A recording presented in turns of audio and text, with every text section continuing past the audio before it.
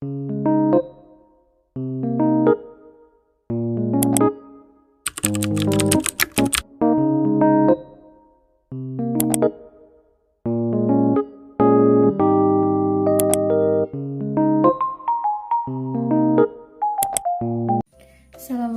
warahmatullahi wabarakatuh.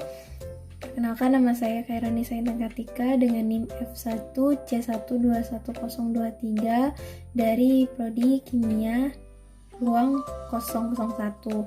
Dan teman saya satu lagi yaitu Perkenalkan, nama saya Ernita Meisa Manulang dengan NIM F1C121017 dari Prodi Kimia.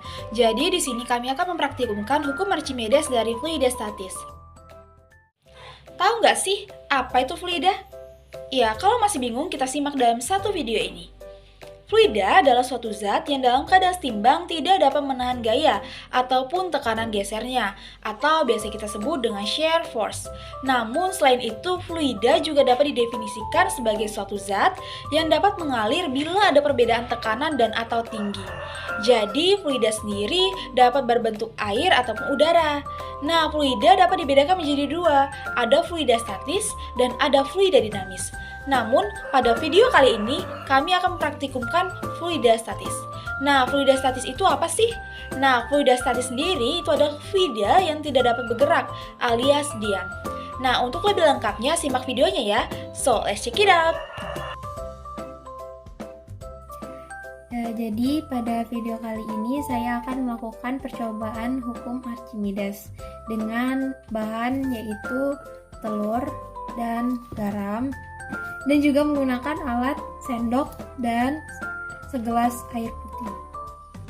Percobaan pertama yang akan dilakukan yaitu memasukkan telur ke dalam air tawar di dalam gelas.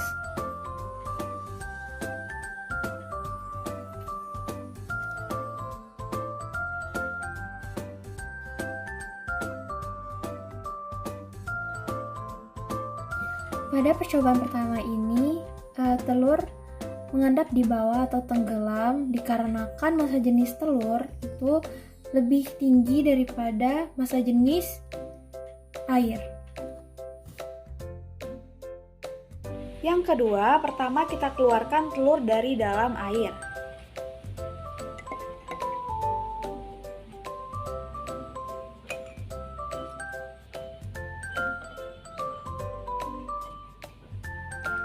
Setelah itu, kita masukkan garam sebanyak 4 sendok ke dalam air.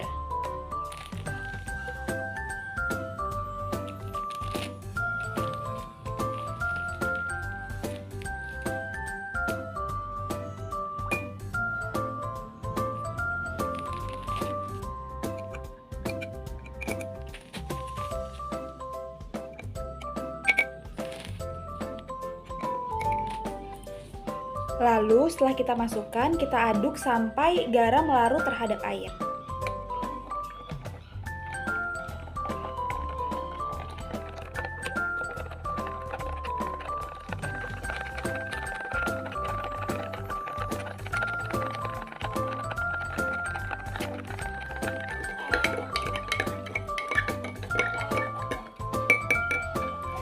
Lalu setelah garam larut terhadap air, maka kita masukkan telur ke dalam larutan garam tersebut. Nah, di sini telur mengapung. Jadi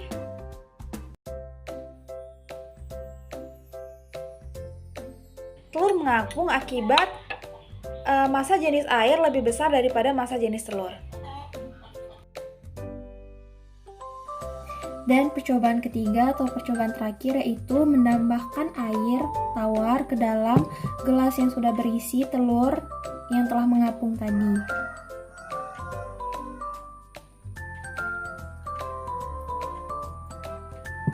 Kemudian diaduk.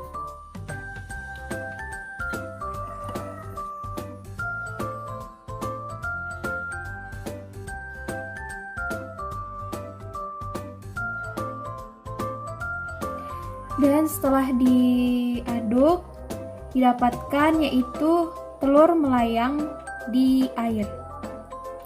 telur melayang di air ini yaitu disebabkan karena massa jenis telur sama dengan massa jenis air.